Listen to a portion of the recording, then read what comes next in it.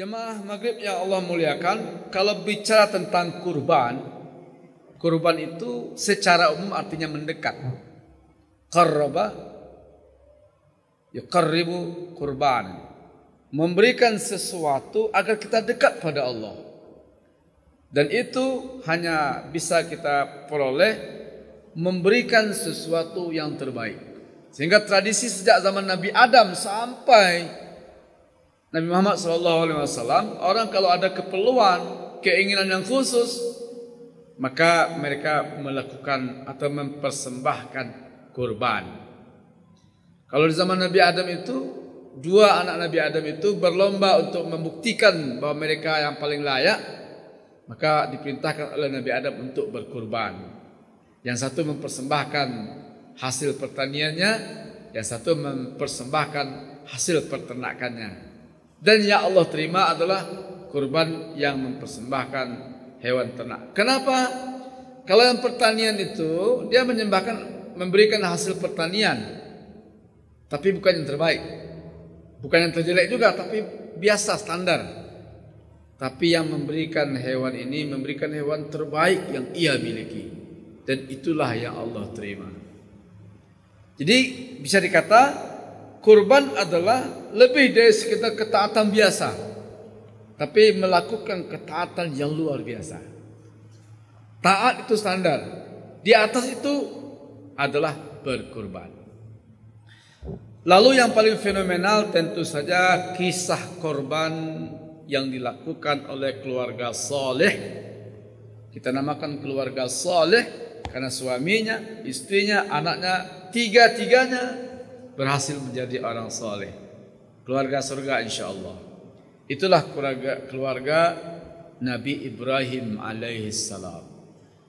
Secara individu Bapak Ibu, kita barangkali sudah sering membaca kisah Nabi Ibrahim. Nabi Ibrahim ini sejak muda belianya sudah tumbuh dalam ketauhidan dan ketaatan. Kisah-kisah bagaimana dia berhadapan dengan ayahnya sendiri, ayah yang disayanginya dan ayah yang menyayanginya, tapi begitu berbeda dalam bab tauhid. Ayahnya berada di pihak musyrikin, Nabi Ibrahim berada di pihak ahlu tauhid. Berhadapan dengan ayah tercinta, bayangkan itu berat, secara moral itu berat itu. Ayah tersayang, ayah yang sangat dicintai, itu berat. Nabi Ibrahim mengalami ujian bagaimana kekokohan beliau berhadapan dengan ayahnya, dan beliau berhasil. Sayang sekali ayahnya sampai akhir hayatnya tidak masuk Islam. Ini bukti bahwa agama Islam ini anugerah terbesar Allah untuk kita. Tidak semua orang memperoleh, bahkan ayah Nabi pun tidak dapat. Anak Nabi juga tidak dapat. Anak Nabi Nuh itu tidak beragama Islam, tidak mengikuti agama ayahnya. Istri Nabi juga kadang tidak dapat, istri Nabi Lut. Paman Nabi Muhammad Abu Talib. Jadi memang iman Islam itu hidayah, anugerah, rezeki yang Allah berikan pada kita. Alhamdulillah, jaga dan jangan lepaskan. Jadi Nabi Ibrahim lolos. Kemudian Nabi Ibrahim berhadapan dengan raja yang sangat berkuasa di waktu itu, Ramdus. Saking berkuasanya dia mengaku sebagai Tuhan, dan pengakuannya disetujui oleh banyak orang. Itu yang dihadapi oleh Nabi Ibrahim sampai beliau dibakar. Kisah ini juga fenomenal, bagaimana Nabi Ibrahim akhirnya dibakar oleh Raja Namrus dan beliau juga selamat. Terus kisah ini berlanjut sampai beliau menikah. Sama seperti kita yang menikah dan semua yang menikah. Di antara yang diidamkan oleh pasangan yang menikah adalah diberi seorang anak. Itu diabadikan dalam Al-Quran, surat As-Saffat, surat ke-37 ayat 100. A'udzubillahi minasyaitonirrajim. Bismillahirrahmanirrahim. Rabbi habli minas salihin. Ya Allah, beri aku anak yang saleh. Mari kita telah ayat ini. Doa beliau agar Allah beri anak yang soleh. Ini doa yang istimewa. Tidak seperti yang berdoa, ya Allah beri aku anak laki-laki. Aku mendambakan anak perempuan. Kami mengidamkan anak kembar. Enggak begitu. Beri aku anak yang soleh. Siapa yang berdoa? Nabi Ibrahim. Yang sudah teruji sejak mudanya taat, patuh, sehingga diberi gelar Khalilullah. Tapi ingat doa Nabi Ibrahim ini, sejak muda dia menikah, kapan Allah kabulkan? Di usia tuanya. Setelah tua baru doanya dijawab. Ini artinya apa? Sekaliber Nabi saja kadang diuji kesabarannya. Tidak langsung Allah kabulkan doanya hari itu. Untuk apa? Untuk menguji, tetapkah ia yakin bahwa doanya akan Allah jawab? Apa pelajarannya? Jangan pernah ragu bahwa setiap kita berdoa Allah akan kabulkan. Cuma memang enggak mesti hari ini. Nabi Ibrahim di usia tuanya, di usia di mana menurut kelaziman sudah mustahil punya anak. Dan ini juga dialami oleh Nabi Zakaria. Nabi Zakaria dan istrinya juga sudah dua-duanya sudah tua bangka. Secara medis, secara kelaziman mustahil punya anak. Kalau suami tua, istri muda bolehlah. Tapi kalau Nabi Zakaria, dia tua, istrinya tua. Maka dikatakan Nabi Ibrahim, ya Allah, apakah masih mungkin? Jadi ketika diberi kabar gembira bahwa dia akan diberi anak, surprise, ya Allah saya dah tua, istri saya dah tua. Apa kata Allah? Allah kalau berkehendak tidak ada istilah tua, tidak ada istilah afkir, tidak ada istilah menopause. Jadi Nabi Zakaria sudah tua, istrinya sudah bangka, tapi kalau Allah berkehendak, Allah kasih anak, Nabi Yahya. Jadi tetaplah berdoa. Kalau ada permintaan kita yang belum Allah kabulkan, teruslah berdoa. Bagaimana Ustaz kalau sampai mati doa saya enggak dikabulkan? Kalau di dunia tidak Allah kabulkan, Allah janjikan dikabulkan di akhirat. Semua permintaan yang kita minta pada Allah di dunia, kalau tidak Allah berikan, Allah akan berikan di akhirat. Karena dalam hadis sahih dikatakan, Allah malu jika seseorang sudah mengangkat tangan, Allah malu untuk tak menjawabnya, untuk tidak mengkabulkannya. Hanya masalah waktu saja yang kadang-kadang berbeda. Ada yang 1 bulan menikah langsung ada tanda-tanda hamil, ada yang 3 tahun baru dapat anak, ada yang 11 tahun baru dapat anak. Kalau Nabi Ibrahim dan Nabi Zakaria sudah usia di atas 80 tahun baru dikasih anak. Di tauhid ini tidak boleh ragu, tidak boleh was-was, mungkinkah doa saya dikabulkan atau kenapa Allah tak juga kabulkan? Jangan. Karena kalau kita berkata begitu, itulah penyebab doa tidak dikabulkan. Ya'jal namanya. Istajabu li abdi malam ya'jal, doa hambaku akan aku kabulkan dengan syarat dia tidak ya'jal. Dan ditanya apa itu ya'jal ya Rasulullah? Al-ajalah itu yakni yaqulu da'autu rabbi wa lam yustajab. Aku sudah berdoa enggak juga dikabulkan. Lapannya berdoa enggak juga dikabulkan. Perkataan itulah yang menyebabkan doa tak dikabulkan. Berarti kita ragu. Berarti kita tidak 100% percaya. Balik kita. Jadi Nabi Ibrahim minta diberi anak yang soleh, dan sekualitas Nabi Ibrahim Allah uji dan Allah kabulkan di usia senjanya. Sebagaimana juga seperti halnya Nabi Zakaria, dia tua, istri juga tua. Nah, Nabi Ibrahim awalnya menikah dengan Hajar. Sampai tua mereka berdua tua, kedua-duanya enggak dikasih anak. Di usia tua Hajar mengandung. Yang dikandung adalah Ishak. Nabi Ibrahim juga punya istri kedua, istri muda, namanya kalau yang Nabi Ishak Sarah, Nabi Ismail ibunya Hajar. Jadi artinya Nabi Ibrahim berdoa di usia tua langsung Allah kasih 2 anak, satu Ishak, satu Ismail. Fabasyarnahu bighulamin halim. Lalu kami beri mereka kabar gembira dengan anak yang santun, anak yang soleh, anak yang baik. Persoalannya jamaah yang Allah muliakan, bayangkan bertahun-tahun sampai tua merindukan lahirnya anak. Betapa bahagianya ketika anak lahir, dan betapa senangnya ketika anak tumbuh kanak-kanak dengan lucu, anak baik, anak santun, betul-betul penyejuk mata orang tuanya. Di saat itu datang wahyu Allah di berat ini. Jadi kita tidak akan pernah mengerti substansi kurban kalau tidak tahu bagaimana beratnya ujian yang dialami oleh Nabi Ibrahim. Anak yang ditunggu bertahun-tahun sampai tua.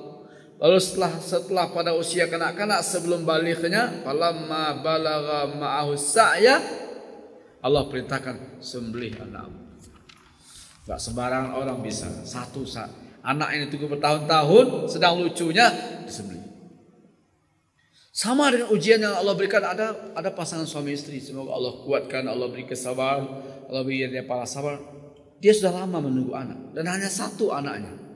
Saat terima aja anaknya dipanggil oleh Allah meninggal. Kembali tak punya anak, itu berat.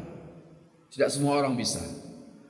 Tetapi kalau dia sabar, Allah akan ganti penderitaan dan kesedihan serta kesabaran itu dengan kebahagiaan di akhirat. Insya Allah dia akan bersama anaknya nanti di surga. Jadi apa ujiannya? Allah perintahkan untuk menyembelih anaknya. Bagi para nabi, jika perintah itu datang dalam mimpi, itu juga wahyu. Kalau bukan nabi, kalau ada mimpi, itu belum tentu wahyu, bisa jadi ilham. Tapi bisa jadi bisikan syaitan. Apa ukurannya? Jika ada mimpi berisi arahan sesuai dengan Al-Quran dan Al-Hadis, berarti itu adalah ilham dari Allah, laksanakan. Tapi kalau ada mimpi bertentangan dengan Al-Quran dan Hadis, itu bisikan syaitan. Nah, termasuk mimpi yang insya Allah itu berupa ilham adalah, kata Rasulullah, itu adalah mimpi yang benar jika ada orang bermimpi bertemu dengan Rasulullah, bertemu dengan Nabi. Tapi para ulama menyatakan, tapi ini hanya berlaku di zaman para sahabat masih hidup. Jadi kalau sahabat-sahabat bermimpi bertemu Rasulullah, bisa dipastikan itu betul adalah Rasulullah. Kenapa? Karena sahabat berjumpa dan melihat Rasulullah. Mereka tahu betul raut wajah Rasulullah, posturnya tahu betul. Sehingga kalau yang seperti itu datang dalam mimpi, itu pasti Rasulullah. Kenapa untuk yang bukan sahabat itu tidak bisa dipastikan? Jadi kemungkinan iya, tapi ada juga kemungkinan tidak. Karena kalau kita bermimpi bertemu dengan Rasulullah, bisa jadi itu bukan Rasulullah. Bisa jadi itu adalah syaitan yang mengaku-ngaku sebagai Rasulullah. Dari mana kita bisa membedakan? Padahal kita tidak pernah bertemu dengan Rasulullah. Nah, kalaupun dia mengaku sebagai Rasul, tapi jika perintahnya bertentangan dengan Al-Quran dan Hadis, berarti itu adalah syaitan. Kan sangat banyak orang akhirnya mengaku Nabi setelah dia bermimpi bertemu dengan Malaikat Jibril. Dia melakukan hal yang aneh-aneh dengan alasan dia mimpi bertemu dengan Nabi. Yang dikerjakan bertentangan dengan Nabi. Dia mengaku bertemu dengan Nabi. Bisa jadi yang ia temui itu bukan Nabi, tapi syaitan yang mengaku-ngaku sebagai Nabi. Gitu ya. Jadi kalau kita bertemu dengan Nabi, dia mengatakan dirinya adalah Rasulullah, bisa jadi itu betul, tapi tidak pasti. Bisa jadi itu juga jebakan syaitan. Lalu ukurannya apa? Bersyukurlah jika ternyata dalam mimpi itu kita diarahkan untuk taat, untuk berbuat baik. Tapi jika dalam mimpi itu dia mengaku Nabi, lalu mengatakan mulai hari ini engkau enggak wajib sholat, berarti itu adalah syaitan. Sebagaimana ulama Abdul Qadir Al-Jilani ketika dia sedang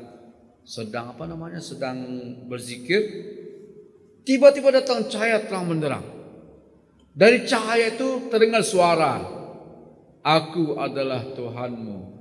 Engkau benar-benar hamba yang taat. Mulai hari ini engkau tak wajib lagi salat, tak wajib lagi puasa, tak wajib lagi ini. Kata cahaya yang terang itu. Tapi karena ulama ini orang yang mengerti tauhid, dia paham. Dia ambil sedal, dilempar cahaya itu. Pergi, enyah engkau iblis. Hilang cahaya itu. Lalu ketika ditanya kenapa engkau tahu itu bukan Tuhan? Dua alasannya. Pertama, dia mengaku Tuhan, bukan mengaku Allah.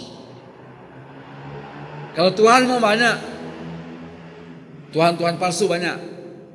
Dia tidak mengaku Allah. Yang kedua, siapalah saya sehingga diberi kompensasi untuk tidak wajib sholat dibanding Rasulullah yang sampai hayatnya dalam sakitnya tetap wajib sholat. Saya tak layak. Ini kan orang yang berilmu tahu nih jebakan-jebakan begini. Banyak orang mengaku itu setelah dia berada di musolanya tiba-tiba datang cahaya mengaku Jibril. Lalu akhirnya dia mengaku pula sebagai nabi seperti Lia Eden. Lalu datang tiba-tiba cahaya dia mengaku sebagai ini, lalu orang itu diangkatnya menjadi rasul dan seterusnya dan sebagainya. Ini jebakan iblis. Tetapi kalau Nabi bermimpi itu adalah wahyu. Nah, wahyu Allah untuk menyembelih anaknya ini datang dalam mimpi. Allah perintahkan sembelih anakmu. Kenapa diuji Nabi Ibrahim? Kalau di masa mudanya Nabi Ibrahim itu sudah teruji taat, patuh, jujur, sabar, tangguh. Apakah masih seperti itu setelah punya anak, setelah punya mainan? Ini ada orang sebelum menjabat dia memang soleh, ahlul masjid, taat, ramah, sopan. Sekarang dikasih jabatan, itu akan diuji setelah punya jabatan ini masihkah seperti itu atau dia justru berubah? Tidak sedikit orang ketika miskin dia taat luar biasa, dia ahli ibadah. Lalu dia kaya mendadak atau diberi kekayaan, itu juga ujian. Apakah harta ini akhirnya membuat dia berubah menjadi tidak taat dan banyak seperti itu, atau dia tetap taat ketika miskin dan ketika kaya? Nah, Nabi Ibrahim ujiannya adalah dulu sebelum dikasih anak, Nabi Ibrahim adalah hamba Allah yang taat, hamba Allah yang sabar, tauhidnya mantap, tulus. Sekarang setelah diberi anak diuji lagi, sembelih anakmu. Ditunggu sekian tahun, setelah sudah lahir dan lucu-lucunya, sembelih anakmu. Tapi Nabi Ibrahim memang sudah teruji. Dia yakin ini perintah Allah dan dia akan laksanakan. Tetapi lihat, dia tetap komunikasikan kepada putranya wahyu ini. Ya bunayya, wahai anakku tersayang. Kalau ya ibni, wahai anakku, itu standar itu. Ya bunayya, wahai anakku tersayang. Apa pelajarannya di sini? Biasakan memanggil anak dengan panggilan-panggilan dari hati seperti itu. Jangan dikasih gelar-gelar yang nggak jelas, panggilan-panggilan yang nggak jelas. Panggilan yang baik. Kenapa panggil itu doa? Wahai anakku tersayang, wahai anakku calon ulama, wahai anak begitu. Ya bunayya, wahai anakku tersayang. Inni ara fil manam, aku lihat dalam mimpi, aku menyembelihmu. Allah memerintahkan aku untuk menyembelihmu. Bagaimana pendapatmu? Fanzur maza taro. Diboleh, nggak ada masalah, tidak aib kita bermusyawarah dengan anak. Terkait sekolahnya, terkait pokoknya segalanya biasakan bermusyawarah. Kita kan sering menganggap dia masih anak-anak, dia masih SMP, dia masih SMA. Tidak, anak-anak kalau ini belum balik malahan dibiasakan sehingga dia cepat dewasanya, dia cepat matangnya, diajak bertukar pikiran, diajak berdialog, diajak berdiskusi. Kadang anak kita sudah SMA masih kita anggap anak-anak, kita perlakukan dia seperti anak-anak, padahal dia tidak lagi anak-anak. Terjadi pergolakan, terjadi perlawanan, akhirnya dia nakal. Wahai anakku tersayang, aku diperintah oleh Allah dalam mimpi untuk menyembelihmu. Bagaimana pendapatmu? Lihat respon Ismail. Siapa Ismail ketika itu masih anak-anak, belum balik. Kalau di zaman sekarang seusia begitu, taunya bola, taunya game, taunya HP, taunya jajan. Tapi Ismail belum balik, tapi dia memang anak yang dididik langsung oleh Rasulullah SAW, Nabi Ibrahim. Dia generasi tauhid yang dibina sejak dini, bahkan sejak Nabi Ibrahim memilih istrinya Hajar. Jadi kalau ingin anak yang saleh memang sejak memilih istri, sejak dalam kandungan Sejak balita, sejak bayi ya gitu. Apa jawab Ismail? Wahai ayahku, kerjakan jika itu perintah Allah. Aku akan sabar. Bayangkan ya, tidak minta uang ini, tidak minta ini tidak larang ini, tapi menyembelihmu berat sekali. Kita pun entah bisa menerima apa enggak. Tapi Nabi Ismail ketika itu belum Nabi menyatakan laksanakan itu perintah Allah. Nabi Ibrahim lolos ujian ketaatan. Ismail yang masih kanak-kanak lolos ujian ketaatan. Bagaimana dengan ibunya? Wanita yang lemah lembut, yang perasa, yang pengiba. Biasanya ini tantangan terberat ini. Kalau laki-laki logikanya masih jalan, mungkin cepat menerima rasionalisasi dari perintah Allah. Tapi ini seorang wanita, seorang ibu, anak satu-satunya, anak tunggal, sedang lucu-lucunya, anak baik, anak soleh, anak santun. Itu yang dikatakan oleh suami akan disembelih berdasarkan perintah Allah. Kalau bukan Hajar gak kuat. Tapi Hajar sekali lagi dia dibina di rumah kerasulan, dibina oleh kekasih Allah Khalilullah Nabi Ibrahim. Istrinya sama penyataannya. Kalau itu perintah Allah, laksanakan.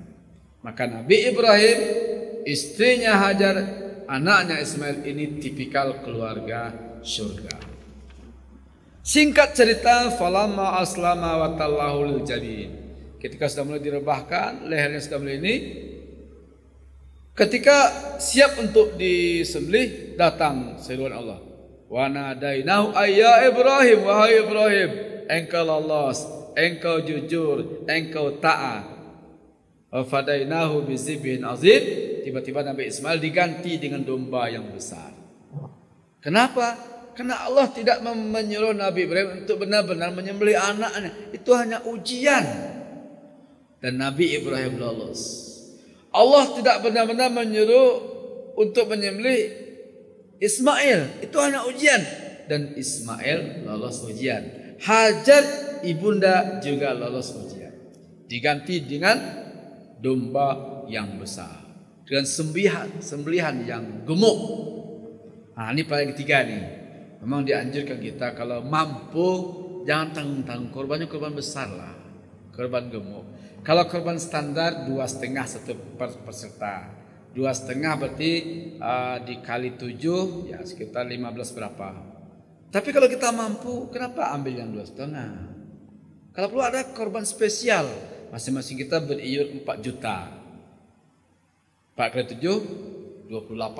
Sapi senilai 24 juta. Atau kalau kita lebih mampu lagi 5 juta masing-masing peserta. Berarti sapi senilai 35 juta kalau mampu. Tapi kalau enggak mampu ya tadi standar tadi. Jadi korban yang dilaksanakan hari ini diperintahkan pada Nabi Muhammad SAW mengikuti syariat Nabi Ibrahim alaihi salam. Apa pelajarannya? Ajaran dan syariat Nabi-Nabi terdahulu itu menjadi ajaran bagi kita umat Nabi Muhammad jika diperintahkan oleh Nabi. Jika ya. Jadi termasuk haji. Haji itu sudah ada sejak zaman Nabi Ibrahim. Tapi menjadi syarat kita karena diperintahkan oleh Nabi. Kalau ada ajaran di zaman Nabi Musa itu di antara ajarannya, di antara hal yang harus dilakukan oleh orang ketika bertobat, bunuh dirimu. Kalau kamu serius bertobat, faqtulu anfusakum, bunuh dirimu. Tapi ajaran bunuh diri tidak direkomendasikan, tidak disyariatkan untuk umat Nabi Muhammad. Bahkan bunuh diri termasuk dosa besar. Begitu ya, ajaran umat-umat terdahulu jika diperintahkan dalam Al-Quran dan dianjurkan dalam Al-Hadis, berarti itu juga menjadi ajaran Nabi Muhammad SAW, walaupun asalnya adalah syariat Nabi Ibrahim alaihissalam.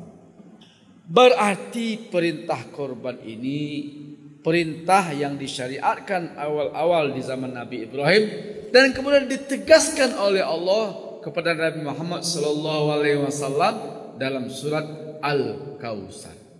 Inna a'tainaka al-Kautsar. Kami telah memberi engkau wahai Muhammad nikmat yang banyak.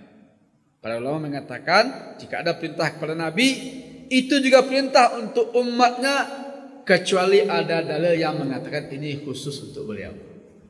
Berarti perintah korban untuk Nabi Muhammad juga perintah untuk kita umatnya. Kami telah memberimu nikmat karunia yang banyak. Fasalli, maka salatlah karena Allah, wanhar, dan sembelihlah hewan kurban. Perintah menyembelih hewan kurban inilah yang dijadikan dalil oleh sebahagian ulama, kurban itu hukumnya wajib berdasarkan perintah ini. Tetapi kemudian ada hadis mengatakan in syi'tum, jika kamu mau. Kalimat in syi'tum ini, jika kamu mau, ini menjadi dalil ternyata perintah kurban tidak wajib, sunnah muakkad. Sebuah hadis hasan dihasankan oleh Imam Al-Albani dari sahabat mulia Abu Hurairah, Rasulullah pernah bersabda, "Man kana lahu sa'ah falam yudahi fala yaqrabanna musallana." Hadis hasan. Hadis hasan itu di bawah sedikit hadis sahih. Siapa yang ada kelapangan rezeki, lalu ia tidak berkorban, tidak menyembelih hewan kurban, fala yaqrabanna musallana, jangan dekat-dekat tempat salat kami. Jika Nabi lah kami muda itu tidak boleh mendaki ke masjid, tidak boleh mendaki ke musalla, bertilah berang Nabi itu. Artinya apa? Korban itu hukumnya sunat muakkad. Tapi kalau kita mampu sengaja tidak melaksanakan, Nabi marah. Nah, sekarang kita uji, kita termasuk yang punya kelapangan rezeki atau tidak. Nah, kalau tidak ada kelapangan, tidak masalah. Ambo tidak ada piti, Ustaz. Ambo alun mampu lah. Ambo alun bisa. Oke, kalau jujur. Tapi jujurkah kita dengan kalimat saya belum bisa, saya belum mampu, saya enggak punya anggaran? Taruhlah korban standar 2.500.000. Benarkah kita enggak punya uang 2.500.000 untuk berkorban satu ekor kambing sekali setahun? Dan satu ekor kambing itu bisa untuk sekeluarga, bukan perorangan. Jadi kalau ada ulang peserta korban Ahmad dan keluarga, itu bahasanya. Benarkah kita enggak punya uang 2.500.000 sekali setahun untuk kurban kita sekeluarga? Padahal kita punya uang untuk beli rokok. Rokok katakanlah yang murah itu 20.000. Kalau sebungkus sehari berarti 20.000 sehari, sebulan berarti 600.000. 600.000 setahun berarti 7.200.000. Untuk rokok anggaran 7.200.000. Aduh, itu kalau sebungkus itu. Kalau 2 bungkus? Kalau rokok mahal, rokok 50.000. Tapi untuk korban dia mengaku enggak punya anggaran. Untuk rokok ada. Benarkah kita enggak punya uang untuk pulsa doh? Awak punya HP, orang rumah punya HP, anak abang kali limonya punya HP. Berapa pulsanya untuk kali limonya?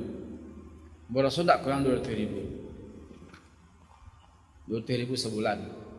Kalau 200.000 sebulan kan setahun berarti 2 juta berarti. Untuk itu ada, untuk korban tak ada.